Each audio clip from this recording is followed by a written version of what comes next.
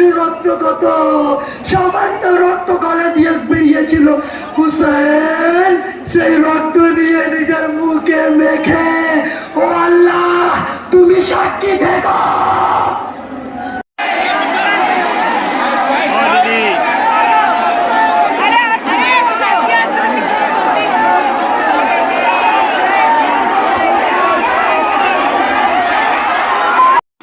তোমরা কেমন আছো? নিশ্চয় সকলে ভালো আছো। সো আমি আবারও চলে এলাম ইমামবাড়াতে।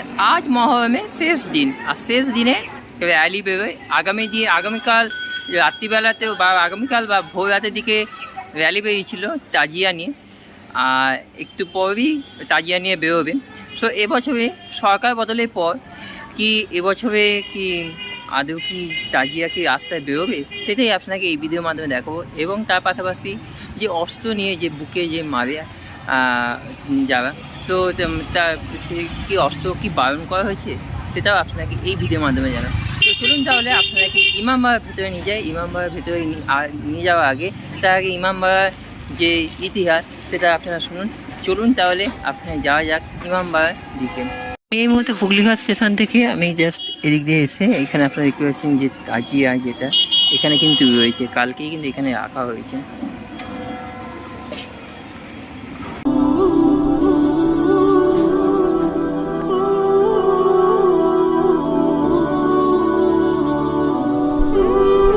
প্রত্যেক বছরই নয়, এবছরেও মহরমে এই জায়গাটায় কিন্তু পুরো মেলা বসে, মেলা কিন্তু ভরে থাকে। এবছরে কিন্তু কিছু খামতি রয়েছে মেলাতে।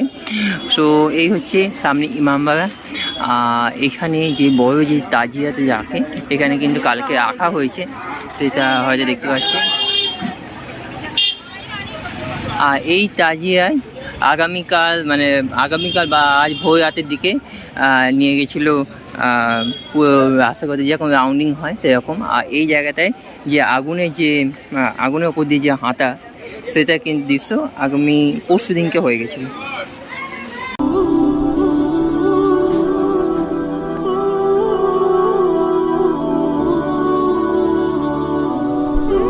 ঘড়িতে বাজে 12টা। সো এই মুহূর্তে ইমামবাড়ার যে সকালবেলা যে দৃশ্য সেটাই আপনাকে দেখাচ্ছি। অপূর্ব সুন্দর লাগছে কিন্তু পুরো ইমামবাড়া। দীর্ঘ 10 বছর ধরে এখানে কাজ চলছিল, কিছু কনস্ট্রাকশনের কাজ। সো অলমোস্ট কিন্তু কমপ্লিট হয়ে গেছে। আর এই যে দেখতে পাচ্ছেন যে কাজের যে কমপ্লিট, সেটা আপনাকে এখানে প্রত্যেকটা জায়গায় কিন্তু ইমামবাড়া যে ঐতিহ্য যে দেওয়ালে আপনারা দেখতে পাচ্ছেন পুঙ্খানুপুঙ্খভাবে এখানে কিন্তু প্রত্যেকটাতে কিন্তু ডিজাইন করা আছে। আর উপরে আপনারা দেখতে পাচ্ছেন ইসলামিক ফ্ল্যাগ।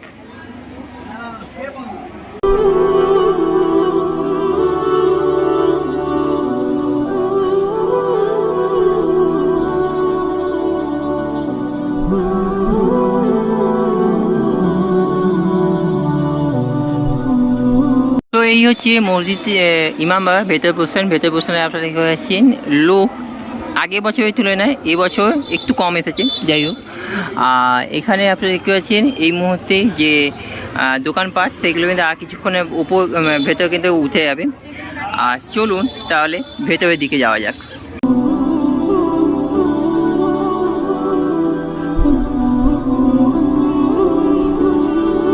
আপনাদেরকে বলেছিলাম রাত্রিবেলা, রাত্রিবেলা আমি এসেছিলাম, সেই সময় আপনাদের দেখিয়েছিলাম যে উপরটা রয়েছে মাদ্রাসায় যাওয়া ছেলেপুলেরা, যারা পড়ে ছেলেমেয়েরা। আর নিচেরটা রয়েছে যেসব আগেকার যে জিনিসপত্র ছিল সেগুলো কিন্তু এখানে কিন্তু রাখা রয়েছে এখনও। মসজিদের ভেতরে ঢুকবার সময় এখানে আপনারা দেখতে পাচ্ছেন যে বিশাল বড় তাজিয়া।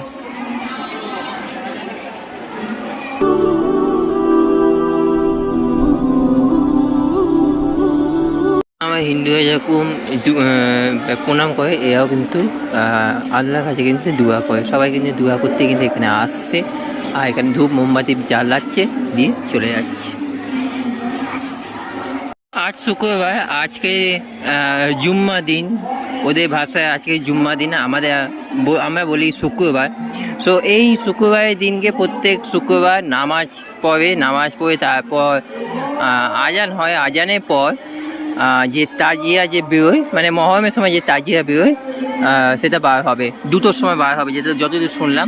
আর এই মধ্যে কিন্তু নামাজ যে হচ্ছে, নামাজের টাইম অলমোস্ট কিন্তু শুরু হয়ে গেছে। আর এখানে এই হচ্ছে মসজিদ, মানে মসজিদের ভেতরে পোর্শন। আর আপনাদের দেখায় যদি যে এইটা হচ্ছে খুব প্রাচীন এইটা ক্লক টাওয়ার। এই ক্লক টাওয়ার মানে ক্লকটা বন্ধ হয়ে গেলে তখন দুজনকে লাগে এই ক্লক টাওয়ারে যে ঠিকঠাক করতে।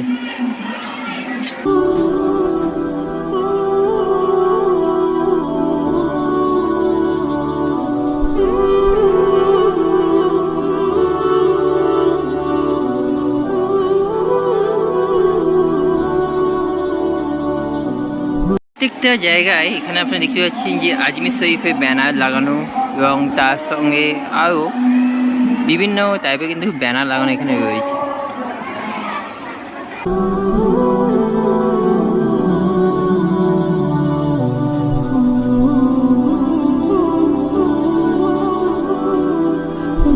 সন্তত আপনাদের দেখালাম। আর এদিকে রয়েছে সূর্য ক্লক, মানে বাইরের দিকে রয়েছে সূর্য ক্লক। চলুন তাহলে আপনাদেরকে এই রাস্তা ধরে গঙ্গার পাড়ের দিকে নিয়ে যাই আপনাদেরকে। এটা হচ্ছে মসজিদের ভেতর পোর্শন। মসজিদের ভেতর পোর্শনে আমি যাব। এই মুহূর্তে এখন নো এন্ট্রি রয়েছে, যেহেতু নামাজ পড়া হচ্ছে, ওই জন্যে যেহেতু আজ শুক্রবার জুম্মা দিন, ওই কারণে। সো চলুন গঙ্গার ধার দিয়ে আমি ঘুরে আসি। চলুন, এই হচ্ছে সূর্যকবি। এইটা দিয়ে দিক নির্দেশ করা যেত আগেকার দিনে।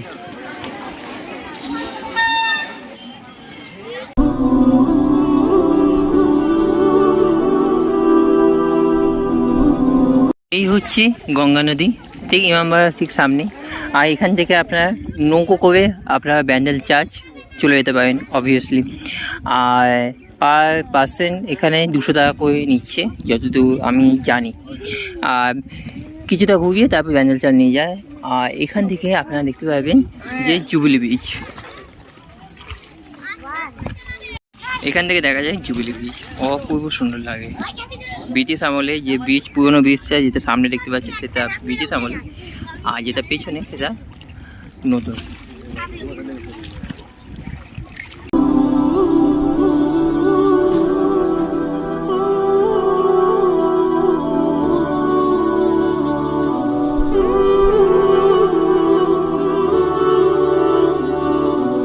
তো আমি এই মুহূর্তে দাঁড়িয়ে আছি হুগলিতে, আর ওই দিকটা হচ্ছে উত্তর 24 পরগনা।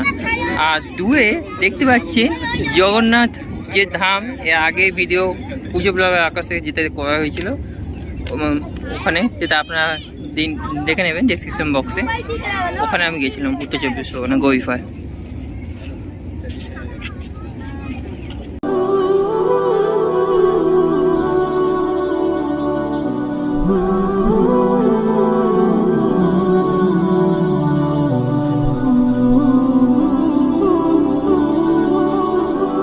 যে বেরোবে তার জন্য সব কিছু রেডি করছে এখানে। আপনারা দেখেছেন বিশাল বিশাল ফ্ল্যাগ, ইসলামিক ফ্ল্যাগ। আর এখানে একটা জুসের জন্য যে রাখা রয়েছে তাজিয়া, এটাও কিন্তু বেরোবে। আর এখানে সবাই দোয়া করার জন্য এখানে ধূপ মোমবাতি জ্বালায়।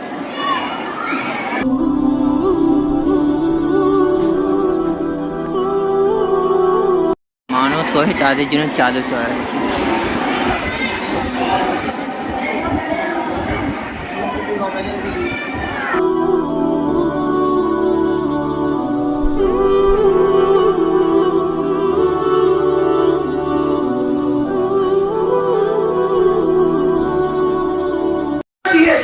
সেই নবীজির ওই নাতিকে কারবালার প্রান্তে নবীজির যাবার 50 বছর পর হত্যা করা হলো। কি এটি বিবেকে জাগাবার কথা না? এটি গবেষণার কথা না? মুসলমান চিন্তা ভাবনা কথা না? আজ যদি মুসলমানদের মধ্যে যারা মুফতি আছেন, যারা মৌলানারা আছেন, যদি কারবালার ঘটনাকে আজ জুমার নামাজে, জুমার খুতবায় না তুলে ধরেন, আমি জোর গলায় বলতে পারি ওদের মতন মুনাফিক আর কেউ হতে পারবে না। অনেক পরিশ্রম করে এই ইসলামকে আমাদের হাতে তুলে দিয়েছেন। আমার নানা ধর্মকে যদি কেউ মিটিয়ে দিতে পারে তাহলে আমি সেটি কখনো অনুমতি দেবো না। তার জন্যে যদি আমার মাথা দিতে হয় আমি আমার মাথা দেবো, যদি আলী আকবরের বুকে বর্ষা খেতে হয় আমি আলী আকবরের বুক পেশ করে দেবো, যদি আব্বাসের বাজু দিতে হয় আমি আব্বাসের বাজু দেবো। কিন্তু ইসলাম, যে ইসলামের পতাকা আমার নানা তুলেছে সেই পতাকাকে কখনো নত হতে দেবো না। সবাইকার বড় বড় পুস্তকে লেখা আছে হোসেনের উপরে কাঁদা বিধান কি হোসেনের উপরে কাঁদা নবীজির সুন্নাত। নবীজি লালিত পালিত করছেন ইমাম হোসেনকে, তখন জিবরিল আমিন এসে গেলেন, বলছেন হে নবী আল্লাহ আপনি এই সন্তানকে খুব ভালোবাসেন? বলে হ্যাঁ, সে আমার নাতি। বলে নবীজি আপনি জানেন আপনার এই সন্তানকে কারবালার ময়দানে আপনারই উম্মতিরা 3 দিনের ভুকা পিপাসা হত্যা করবে? এই যে নবী শুনলেন, নবীজি হাউ হাউ করে কাঁদতে লাগলেন। এই শিয়াদের হাদিস না খালি, এটি আমার সুন্নি ভাইদের বইতেও লেখা আছে। নবীজি ইমাম হুসাইনের উপরে কাঁদলেন। হুসাইন এখন জীবিত, শাহাদাত এখনো হয়নি, হুসাইনের উপরে নবী কাঁদছেন। বলো হুসাইনের উপরে কাঁদা সুন্নতে নবী কি সুন্নতে নবী না? এ মুফতি, এই বেঈমান মুফতি, আরে আমাদের জওয়ানকে হুসাইন দিয়ে দূর করতিস, তোদের উপরে ধিক্কার জানাই। তুই আমাদের জওয়ানকে হুসাইন দিয়ে দূর করতিস। নবীজি কাঁদছেন। সাহাবারা বলছে হে নবী আল্লাহ আপনি কেন কাঁদছেন? আপনার বাড়িতে সন্তান এসছে, নাতি এসছে। বলছেন জানো জিবরিল এসে আমাকে কি বললো? জিবরিল এসে আমাকে বললো কারবালার প্রান্তে আপনার এই হুসাইনকে হত্যা করা হবে 3 দিনের ভুকা পিপাসা রেখে। জিবরিল আমাকে বললো আপনি সেই জায়গাটা দেখবেন? আমি বললাম হ্যাঁ হ্যাঁ দেখবো। জিবরিল নিজের পরকে মাটিতে মারলো, সমস্ত মাটি নিচে হয়ে গেল, কারবালার মাটি ওপরে হয়ে গেল। আমি সেই জায়গা দেখলাম আর জিবরিল সেখান থেকে মাটি তুলে আমাকে দিয়েছে। বললো এই নবী যতক্ষণে মাটি রক্তে পরিবর্তন না হয় ততক্ষণ আপনার হুসাইন জীবিত আছে, আর যখন রক্তে পরিবর্তন হয়ে যাবে আপনার হুসাইন আর এই দুনিয়ায় থাকবে না, পরিবর্তন হয়ে যাবে আমার হুসাইনের। জনাবে উম্মে সালমা সবসময় মাটিকে দেখতেন দেখতেন দেখতেন। শেষে কারবালায় 61 হিজরি আলো এলো, ইমাম হুসাইন মদিনা দিয়ে রওনা দিলেন রজব মাসে। শাবান, রমজান, শাওয়াল, জিলহজ, জিলহিজ 5 মাস, আর ওদিকে 28 রজব 2 দিন, আর ওদিকে 2 দিন 4 দিন, 5 মাস 4 দিন পর্যন্ত ইমাম সফরে থাকলেন। গরম, সূর্য, আকাশ, রোদ, এই অবস্থায় ইমাম সফর করছে। ছোট ছোট বাচ্চা কোলে। আর কারবালায় কত গরম, মদিনায় কত গরম, মক্কায় কত গরম। ইমাম চলে গেলেন 5 মাস কাটিন সফরে। কারবালার 2 তারিখে ইমাম মদিনায় পৌঁছায়, কারবালায় পৌঁছলেন 2 তারিখে মুহররমের। জনাবে উম্মে সালমা বলতেন আমি সব সময় এই মাটিকে দেখতাম, আমি জানতাম আমার নাতি হুসাইন জীবিত আছে। কিন্তু 61 হিজরি আজকের দিনের আশুরা, জনাবে উম্মে সালমা বলছে আমার চোখ লেগে গেছে, আমি ঘুমিয়ে গিয়েছি। আমি স্বপ্নে দেখছি নবীজি এসছেন, নবীজির মাথায় পাগড়ি নেই, নবীজির চুল উড়ছে, নবীজির মুখে মাটি। ও নবী আপনার এমন অবস্থা কেন? এই উম্মে সালমা আমি কারবালা দিয়ে আসছি, আমার হুসাইনকে কারবালায় হত্যা করা হয়েছে। উম্মে সালমা, জনাবে উম্মে সালমা ঘুম ভেঙে গেল। হাই হুসাইন করে জেগে উঠলো। এবারে সেই মাটিতে যখন দেখছে এ আজিজ, সে মাটি আর মাটি নেই, রক্ত গলগল করছে। ও আমার নাতি হুসাইন, ও আমার বেটা হুসাইন, তুমি কারবালায় মারা গেলে। আজরকুম আল্লাহ। এ আজিজ চারিদিকে কারবালাতে ইমামে হুসেনকে ঘিরে নেওয়া হলো। আসরে আসুন, আসরের সময় এলো, প্রায় 4টে, 4:30 যদি আমরা এখন দেখি কাছাকাছি। ইমাম সকাল থেকে এক এক লাশ তুলে আসছেন, কত ক্লান্ত হয়ে পড়েছেন। কখনো জওয়ান আলী আকবরের লাশ, কখনো কাসিমের লাশ, কখনো মুসলিম ইবনে আওসাদের লাশ। ও হুসেন, তুমি একা কত লাশ তুলবে? ও হুসেন, ও আমার ইমাম কত লাশ তুলবে? ও ফাতেমার নয়নমণি, ও ফাতেমার চোখের তারা, কত লাশ তুলবে বলো? হুসেন লাশ তুলছে কারবালার ময়দানে। লাশ তুলতে তুলতে তুলতে আর কেউ নেই। জয়নুল আবেদিন, উনি হিমাতে বিমার, অসুস্থ ইমামের বেটা জয়নুল আবেদিন। নবী কলেজার টুকরা ইমাম কি বললেন? আজিজ শুনো ইমাম কি বললেন? ইমাম বললেন, হাল মিন নাসিরি ইয়ানসুরুনা, হাল মিন মুঈনি ইউঈনুনা। কেউ আমার সাহায্য করবে? কেউ আমাকে সাহায্য করবে? আরে এসো এসো, এখনো শাহাদাতের দফতর খোলা আছে।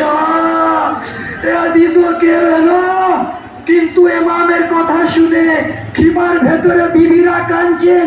ইমাম খিমায় গেলেন, কি ব্যাপার, আমায় এখনো কেন কাঁদছো তোমরা? বললেন, ইমাম আপনি যখন বললেন না কেউ সাহায্য করবে, ছোট্ট শিশু 6 মাসের আলী আসগর নিজেকে তোলা দিয়ে ফেলে দিয়েছে।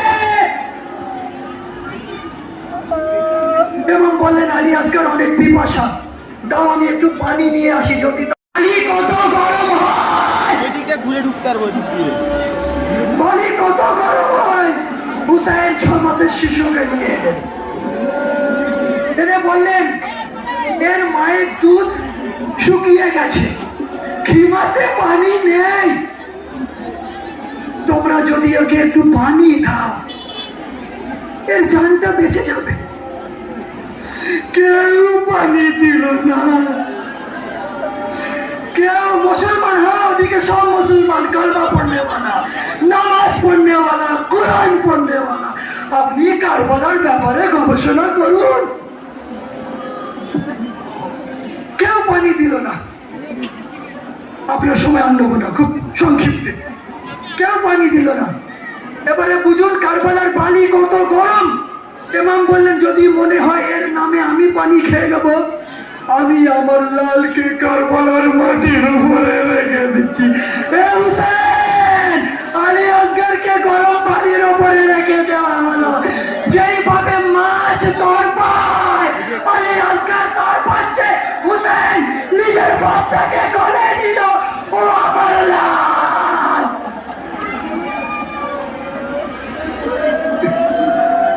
ও আমার লাল, তুমি হুসাইনের বেটা, নবীর নাতি, নিজের মজলুমিয়ত দেখিয়ে দাও। এ আজিজ ও জনাবে আলী আকবর আর জনাবে আলী আসগর 6 মাসের শিশু নিজের ঠোঁটের উপরে নিজের শুকনো জিভ বার করে ফিরিয়ে দিলেন। ওদিক থেকে সৈন্য হুরমুলা বলল, আরে দেখছো কি, হুসেনের কাজকে শেষ করো। এ আজিজ ও 6 মাসের বাচ্চা আর 3 ভালার তীর নিয়ে হুরমুলা হুসেনের দিকে ফেলে দিল। সেই তীর এসে 6 মাসের শিশু কত বড় হয়, আলী আসগরের গর্দানে রেখে গেল। আরে বাপের কোলে বাচ্চা শহীদ হয়ে গেল। এ আজিজ হুসেন সেই রক্ত নিয়ে আকাশের দিকে ফেলতে যায়। আওয়াজ আসছে, হুসেন এই রক্ত আকাশের দিকে আসবে না,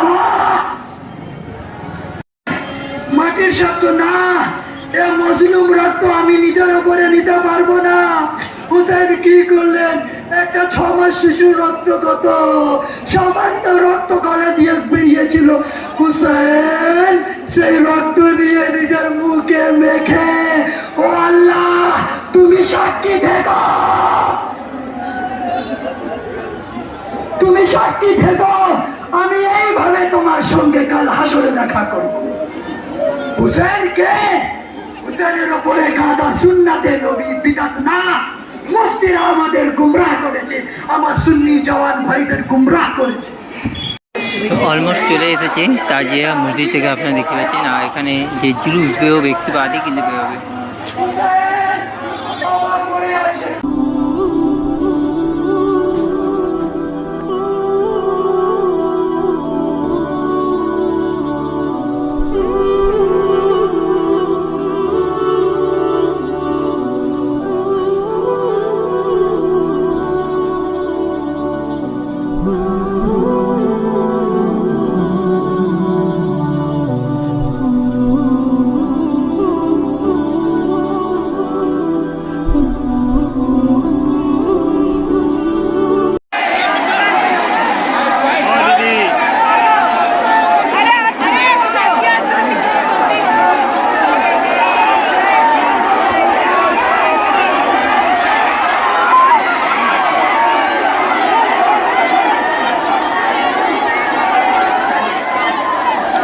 অলমোস্ট আপনাকে দেখিয়ে দিলাম মহরম কিসের জন্য হয়, সেটাও আপনার ইতিহাসটা দেখিয়ে দিলাম এই ভিডিওর মাধ্যমে। আর হ্যাঁ, এই তাজিয়া যে তাজিয়া বানানো হয় এখানে, যারা মাদ্রাসা ছেলেমেয়েরা যারা বানায়, তারা এই ইমামবাড়া থেকে কারবালার উদ্দেশ্যে আজকে যায় ঠান্ডা করার জন্য। Thank you so much. সারাবাদান সুসেভেন সো যাওয়া আগে this Akash for the by the people and of the people. আজকে এই পর্যন্ত। Thank you so much. সারাবাদান সুসেভেন আবার বাই।